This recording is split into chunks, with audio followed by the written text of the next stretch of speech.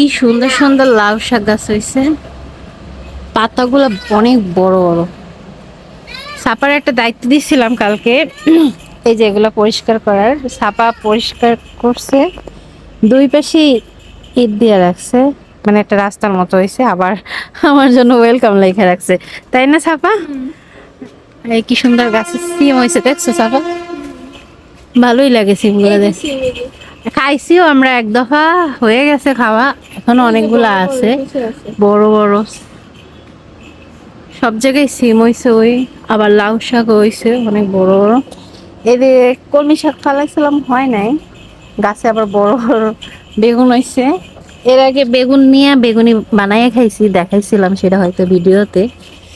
এই একটা বেগুন আরো হইবে, গাছে ফুলের অভাব নাই, আর অনেকগুলো হবে।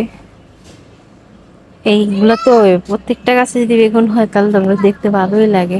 আরেকটা কচু আমার সমান। হ্যাঁ, একদম তোমার সমান কচুগুলা, দেখছো? না, এই যে আমরা যে লাগাইছি ওই পাশে কতগুলা কচু আছে, কিন্তু ওগুলা আবার আমরা খাই না। খাই এগুলা আমরা নিজেরা লাগাইছিলাম, এই দুধমান কচুগুলা, এগুলা খাই। ভালোই লাগে এই কচুগুলা খাইতে, মানে মিষ্টি মিষ্টি চিংড়ি দিয়ে রান্না করলে আরো বেশি মজা লাগে। আর চিন্তা করতেছি আমরা একটু সাফা আর আমি একটু বোন ভাত খাবো অনেকদিন ধরে, মানে বাহিরে মানে চুলায় রান্না করা হয় না।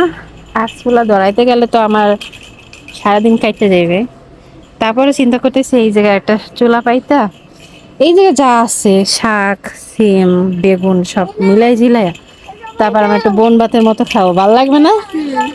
সাজিদ, তুমি কি খেলা করো? তুমি ওই তালহার তালহার খেলনা নিয়েছো কেন? এটা তো তালহার খেলনা, তুমি ওর খেলনা দিয়ে আসো, যাও।